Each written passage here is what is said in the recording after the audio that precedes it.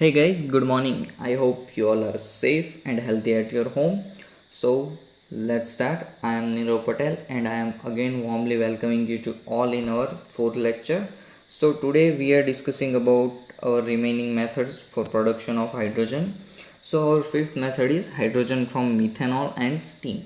So in this reaction or in this process, methanol and steam can react with each other, or you can say that we can giving heat to a methanol which can produce the hydrogen and carbon dioxide at the specific temperature.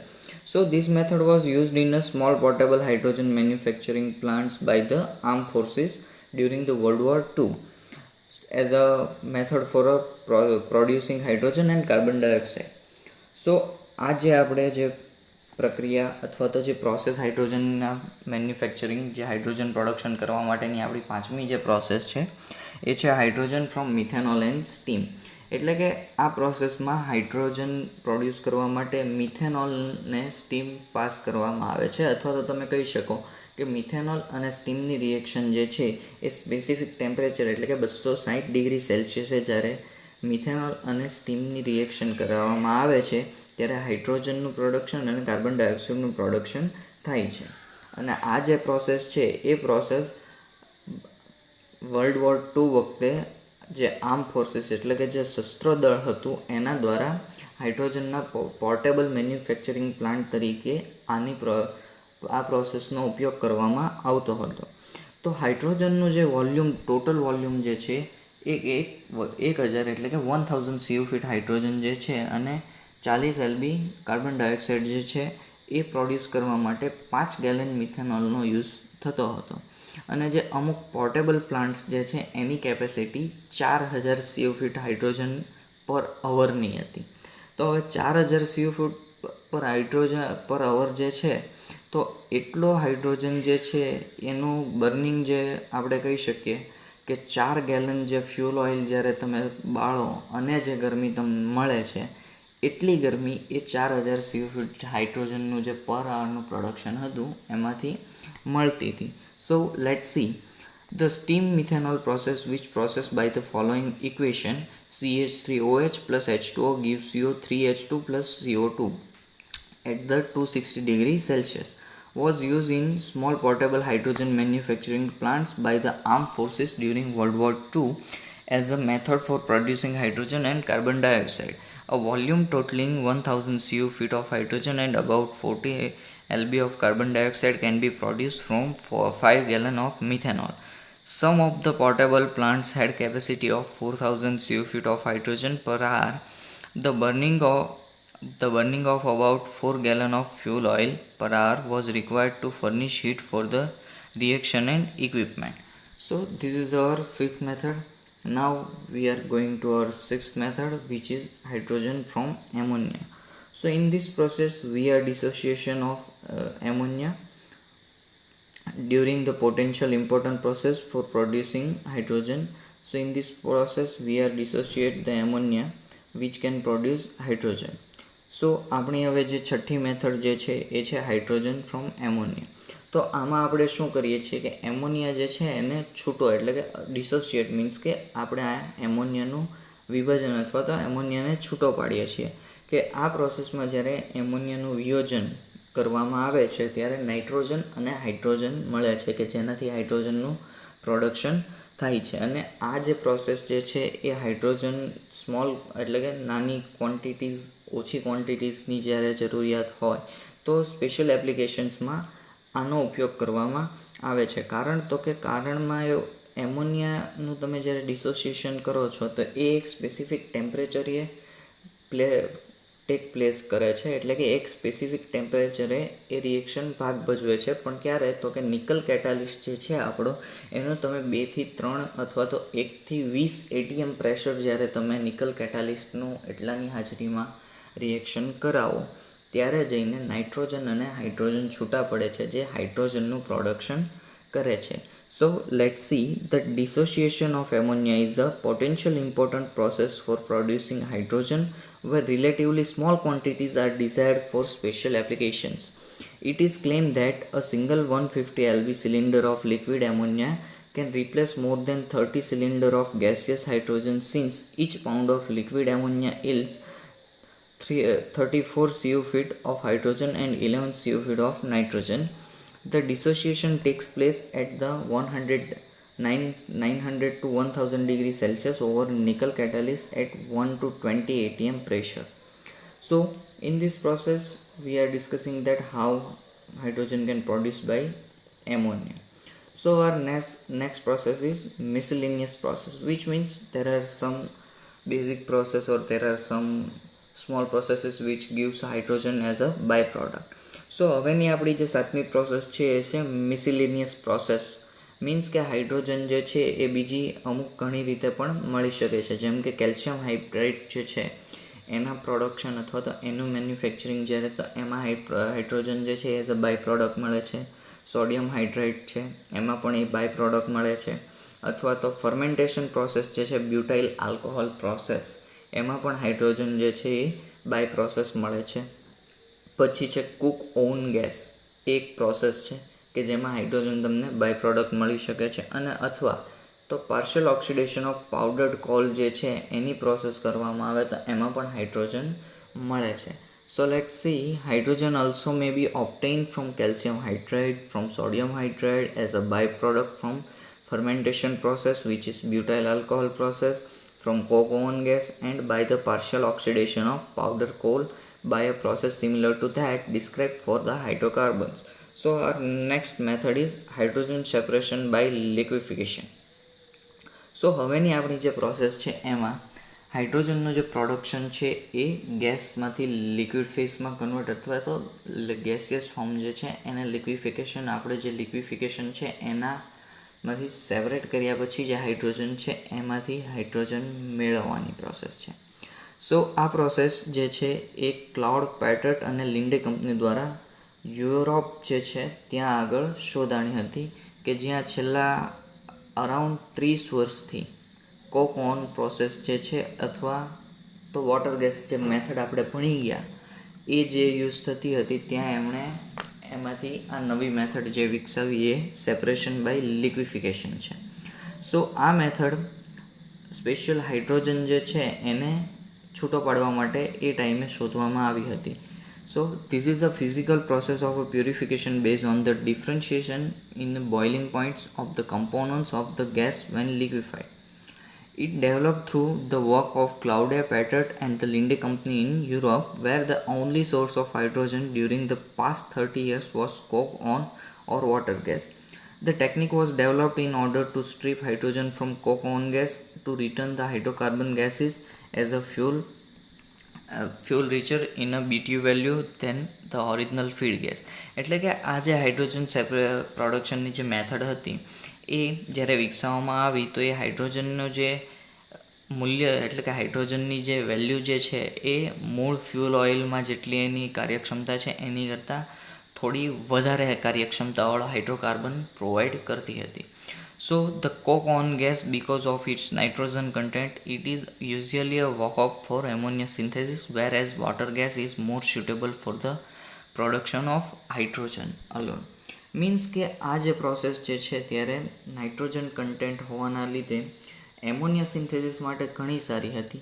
અને જો તમારે માત્ર hydrogen production જ કરવું હોય તો એના માટે જે આપણે વોટર ગેસ ભણી ગયા, hydrogen from water gas, A system ઘણી સારી છે. એ પ્રોસેસથી તમે વધારે ઇઝીલી હાઇડ્રોજનનું પ્રોડક્શન કરી શકો છો.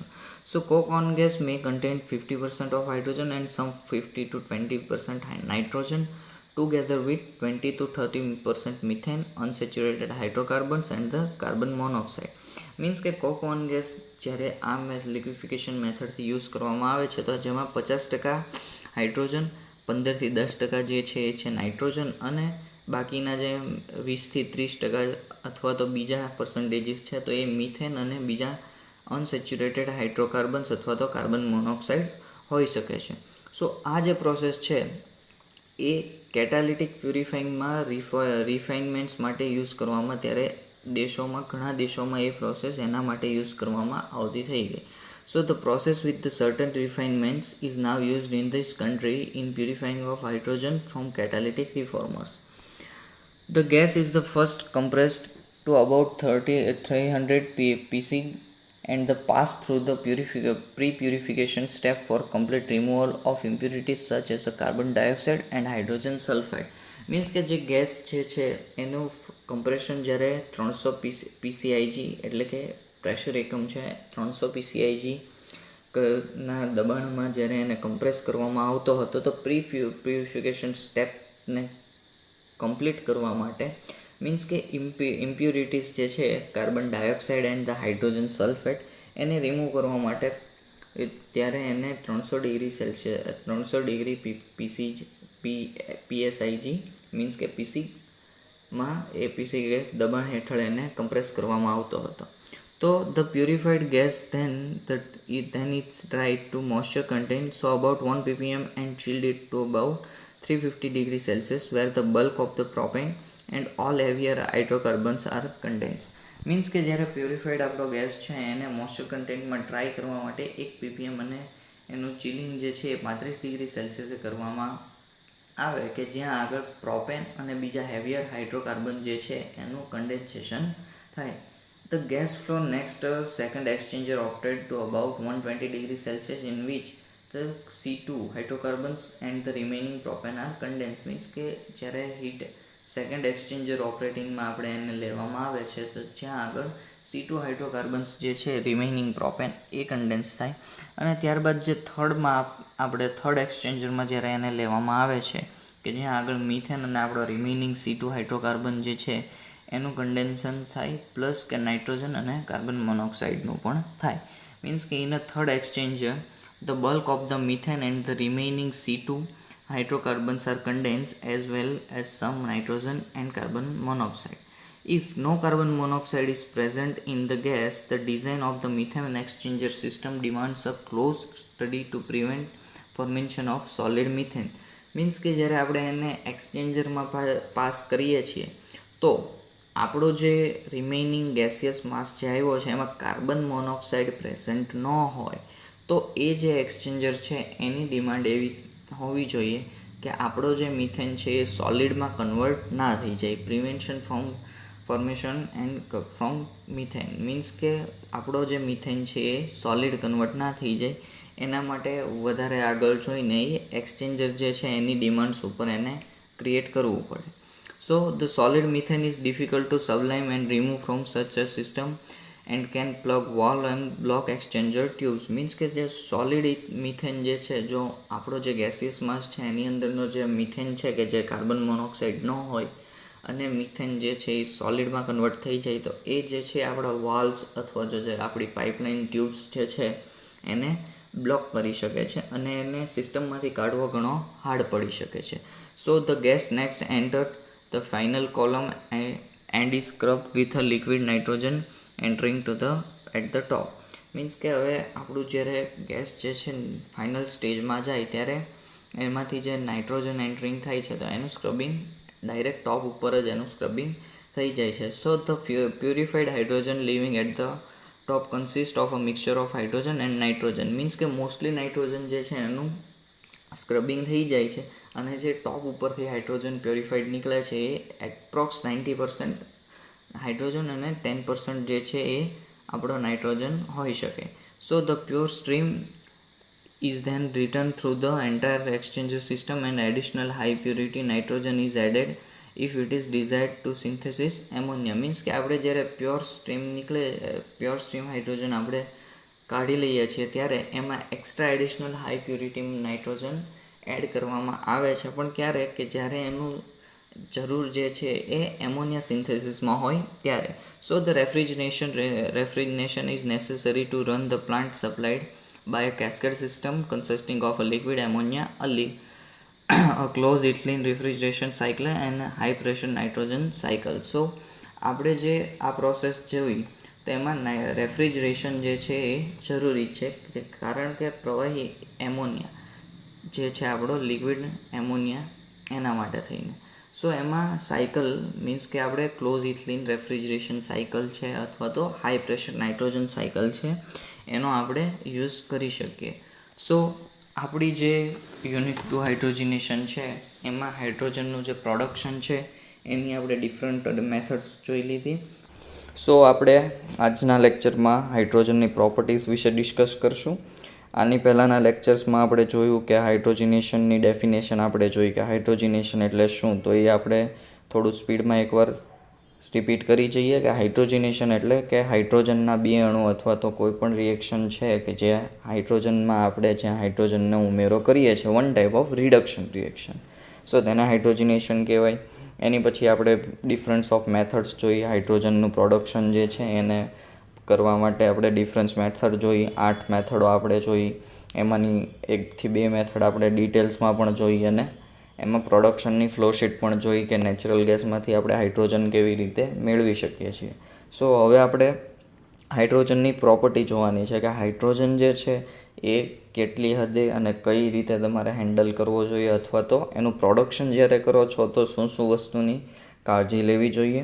અને હાઇડ્રોજન જે છે એનું બેઝિક ગુણધર્મો, પ્રોપર્ટીઝ મીન્સ ગુણધર્મો, તો બેઝિક્સ બધાને ખબર છે કે હાઇડ્રોજન છે હવા કરતાં હલકો વાયુ છે, ફ્લેમેબલ છે. તો એ બધાના આધારે એ બધાને ધ્યાનમાં રાખીને આપણે ઇન્ડસ્ટ્રીયલ લેવલે હાઇડ્રોજનનું જે છે પ્રોડક્શન, તો ત્યારે કઈ વસ્તુનું ધ્યાન રાખવું, સેફટી શું છે, એની પ્રોપર્ટીઝ ત્યાં કઈ રીતે થાય છે, એ બધી વસ્તુનું આપણે આમાં ડિસ્કશન કરશું.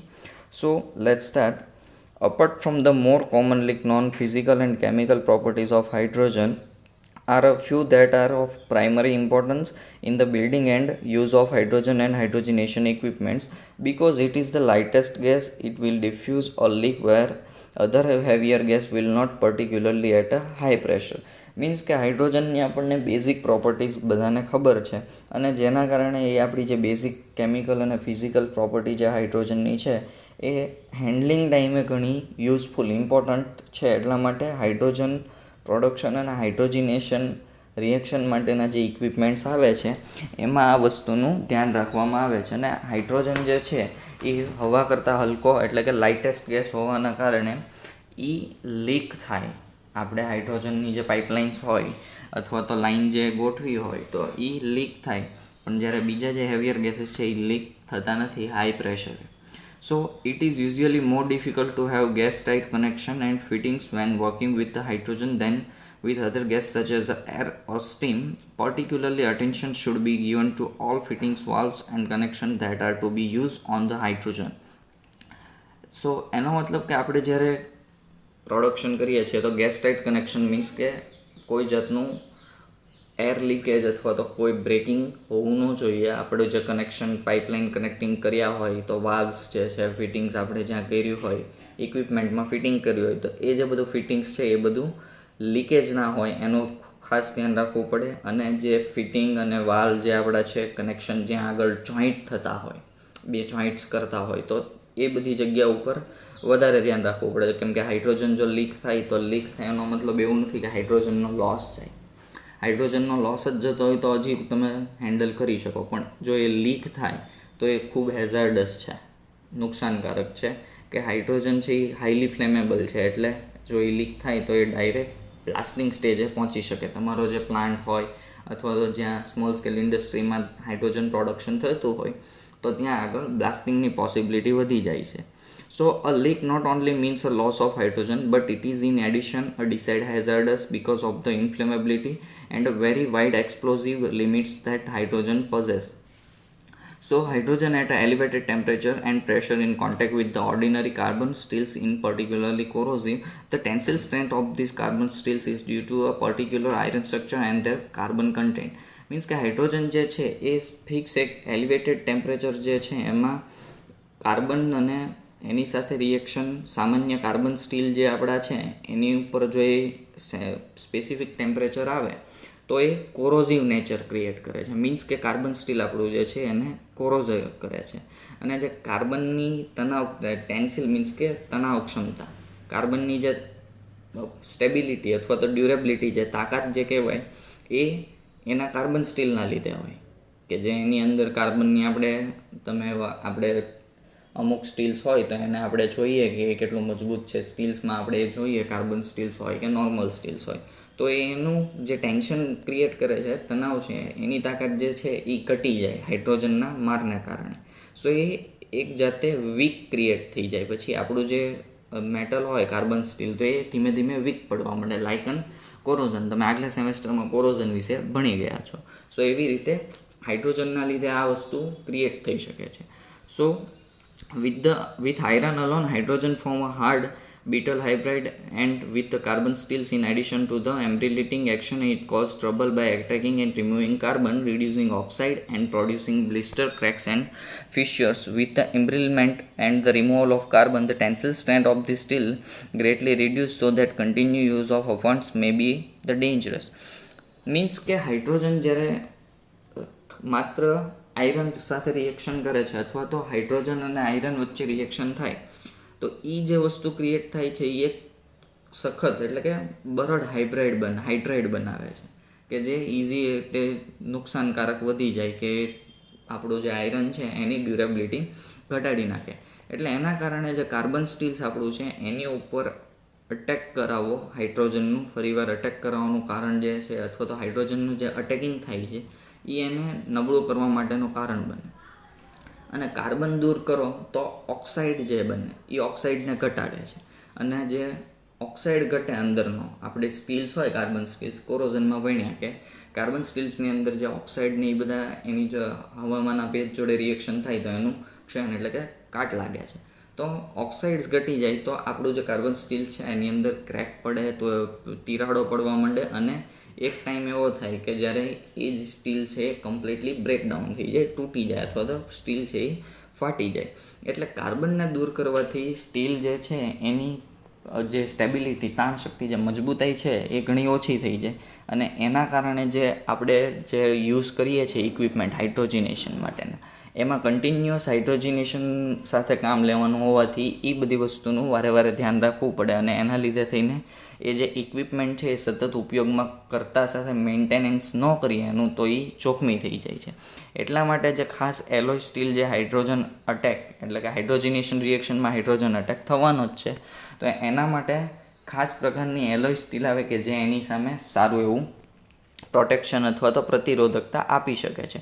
અને જે સ્ટીલ ઉપર જે હાઇડ્રોજન અને હાઇડ્રોજન સલ્ફાઇડનો જે અટેકિંગ થાય છે એની ઉપર ઘણો ઊંડો અભ્યાસ કરવામાં પણ આવે છે.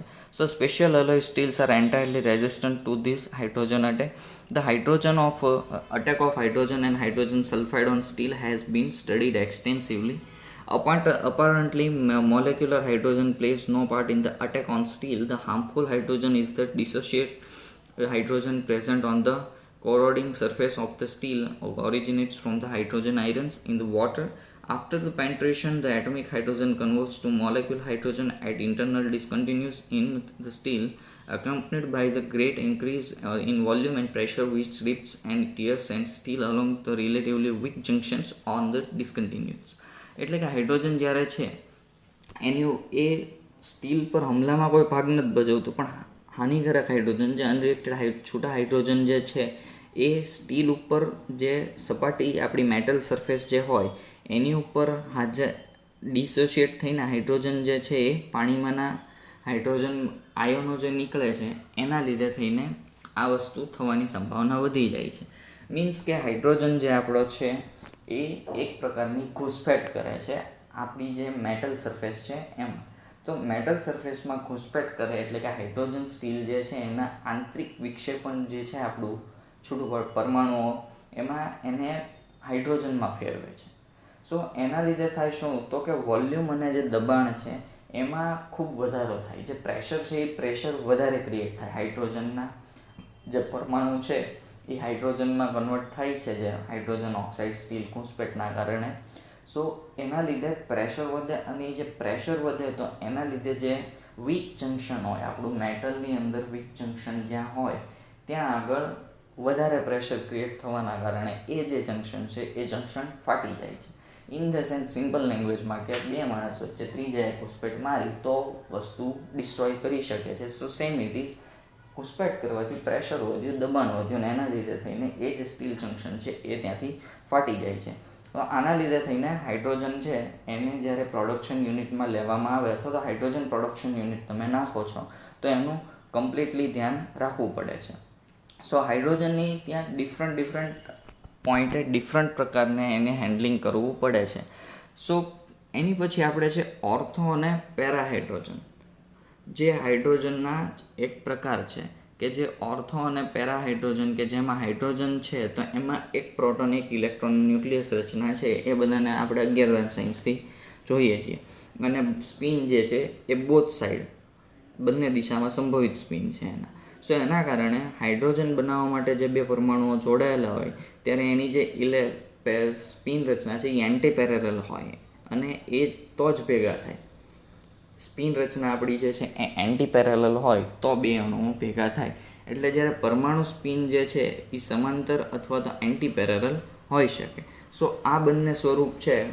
પોસિબિલિટી બે છે, એન્ટી પેરેલલ હોય સમાંતરીય હોય તો બે પોસિબિલિટી ના લીધે દિશાઓના બંને દિશામાં સ્પિન હોવાના લીધે ઓર્થો અને પેરા તરીકે એને કહેવામાં આવ્યા.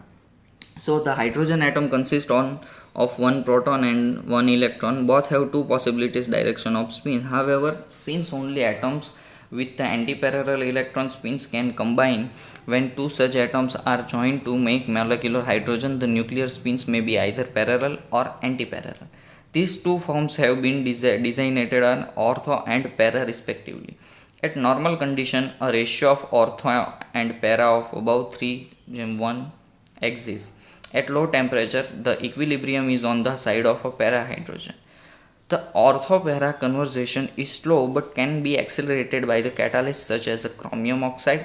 In certain cases, when prolonged storage of liquid hydrogen is necessary, it becomes desirable to make the conversion of the ortho to para a part of the liquefaction process.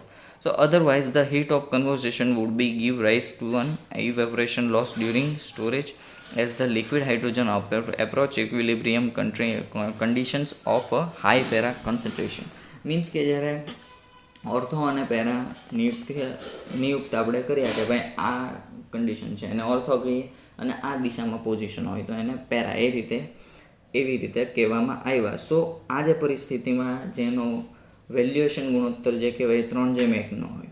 So law temperature નીચા તાપમાને para hydrogen જે છે એ સંતુલન આવે. જે લો ટેમ્પરેચરે આપણે હાઇડ્રોજનની બે position છે ઓર્થો એન્ડ પેરા. સો નીચા તાપમાને હાઇડ્રોજન છે એ પેરા સાઈડ ફરેલો હોય અને ઓર્થો પેરા જે કન્વર્ઝેશન છે એ ધીમું છે. પણ જો આપણે એક્સ્ટ્રા અથવા તો બહારથી કેટાલિસ્ટ એડ કરીએ છીએ જ્યારે ક્રોમિયમ ઓક્સાઇડ કે અથવા બીજા કોઈ નિકલ કેટાલિસ્ટ, સો ત્યારે એનું કન્વર્ઝેશન છે એને આપણે થોડી સ્પીડ આપી શકીએ કેમ કે કેટાલિસ્ટનું કામ તો કે પ્રક્રિયામાં વેગ વધારો. અને અમુક કિસ્સાઓમાં એવું થાય કે જે આપણો લિક્વિડ હાઇડ્રોજન પ્રવાહી હાઇડ્રોજન જે કહેવાય એ લાંબા સુધી સંગ્રહ કરવો જરૂરી થઈ જાય કે એનું સ્ટોરેજ જે છે આપણે લોંગ ટાઈમ રાખવું છે. તો ઓર્થોનું જે કન્વર્ઝેશન થાય છે એ પ્રવાહી પ્રક્રિયાના ભાગરૂપે વેલ્યુએબલ છે કે ભાઈ ઓર્થોમાં એનું કન્વર્ઝન થાય. બાકી જે કન્વર્ઝેશન છે એ હીટ ગરમી સ્ટોરેજ જે છે કન્વર્ઝેશન ત્યારે બાષ્પીભવનના લીધે એને વેગ મળે, હીટ મળે એટલે જે રિએક્શન છે એ સ્પીડઅપ થાય. સો એના લીધે જે લિક્વિડ હાઇડ્રોજન આપણો હતો એ પેરાની જે કોન્સન્ટ્રેશન લેવલ છે એ એની નજીક આવી જાય. આપણે જેનું અર્થોમાં સ્ટોરેજ કર્યું છે પણ હીટ મળે તો એના લીધે થઈને બાષ્પીભવનના લીધે જે આપણા ઓર્થોનું જે કન્વર્ઝેશન ડ્યુરિંગ જે એનું કોન્સન્ટ્રેશન લેવલ છે એ આપણો જે પેરાહાઇડ્રોજન છે એની લેવલની નજીક આવી જાય.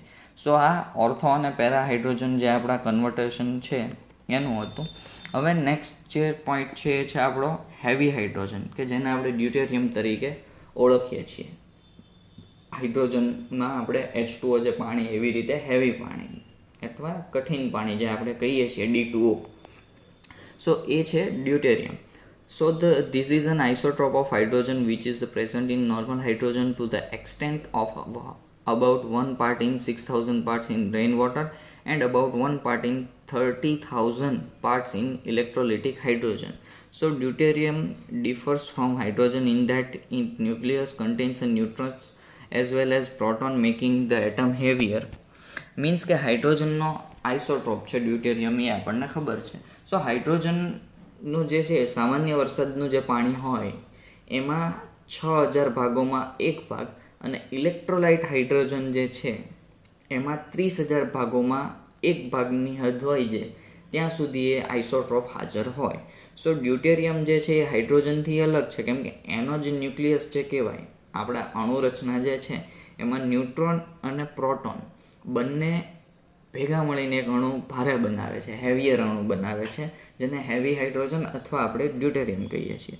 સો મેઇનલી ડ્યુટેરિયમ ઓક્સાઇડ જે આપણે ભારે પાણી તરીકે D2O ઓળખીએ છીએ અથવા તો એની રીતે જે જોવા મળે છે એ ઇલેક્ટ્રોલિસિસ આપણે જે ભણીએ છીએ ઇલેક્ટ્રોલિસિસ છે, અથવા તો ફ્રેક્શનલ ડિસોપ્શન એટલે કે અપૂર્ણાંક પ્રસરણ જે અથવા તો નિસ્યંદન આપણે જે ભણી ગયા એ નિસ્યંદનમાં અથવા એબ્સોર્પ્શન લિક્વિડ તો એબ્સોર્પ્શનમાં પણ એનો અને હાઇડ્રોજન ગેસ અને ડ્યુટેરિયમ જે છે એ કેટાલિસ્ટ અથવા તો એની જે હાજરીમાં કેટાલિટિક એક્સચેન્જ જે આપણે હોય કેટાલિટિક એક્સચેન્જ ડ્યુટેરિયમનું જ્યારે કરવામાં આવે તો એમાં આનો ઉપયોગ તમે કરી શકો છો.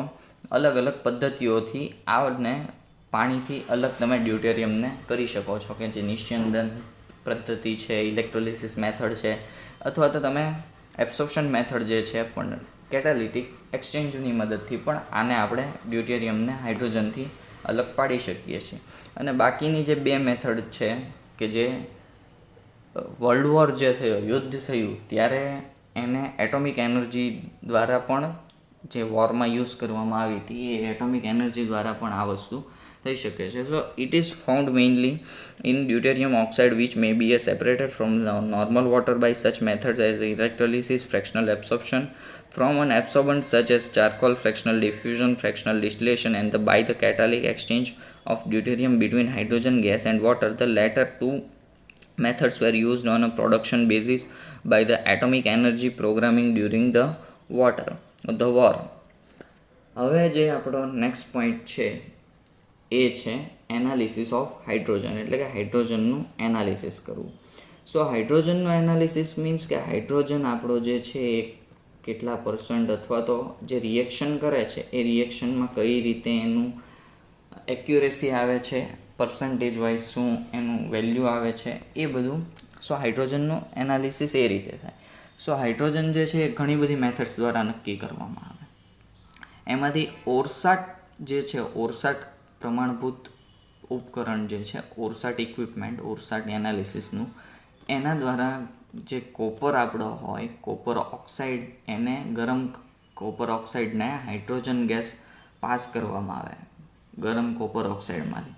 સો ±0.2% જેટલી એક્યુરેસીથી એમાં આપણે એને નક્કી કરી શકીએ હાઇડ્રોજનને. So in a standard Orsat apparatus analysis may be made out to within an accuracy of about ±0.2% by passing the hydrogen containing gas over heat copper oxide. સો વધારે એક્યુરેસી આપણે જોતી હોય તો સિલિકા જેલ જે આપણે ભણ્યા આગળ કે સિલિકા જેલ જે છે એના દ્વારા ઘણા લીટર મેક્સિમમ એટલે કે ક્વોન્ટિટી વધારી અને પ્રવાહી નાઇટ્રોજનના તાપમાને જ્યારે એને ઠંડુ કરીએ તો હાઇડ્રોજનને ત્યાં સેન્ટર આગળ કેન્દ્રિત કરી શકાય. સો if greater accuracy is needed the hydrogen can be concentrated by the passing several liters of gas through silica gel cooled to the temperature of liquid nitrogen. So at this low temperature all impurities are absorbed while the major portion of the hydrogen passes through. The impurities may be dissolved by warming. Means કે જ્યારે આપણે temperature એનું ઠંડુ પાડીએ છીએ સો નીચા તાપમાને મોટા ભાગની જે ઇમ્પ્યુરિટીઝ જે આપણી છે એ શોષાઈ જવાની છે અને મોટાભાગનો જે હાઇડ્રોજન જે છે એ ક્લિયરલી પાસ આઉટ થઈ જવાનો છે. અને વોર્મિંગ કરીએ તો એ આપણે કૂલ કર્યું ને અશુદ્ધિ શોષાણી, તો એ અશુદ્ધિ દૂર કરવાનું હોય તો એને ગરમ એટલે કે વોર્મ કરીએ તો વોર્મિંગ કરીને એ જે અશુદ્ધિ છે એને આપણે ઉતારીએ એટલે કે કાઢી શકીએ છીએ.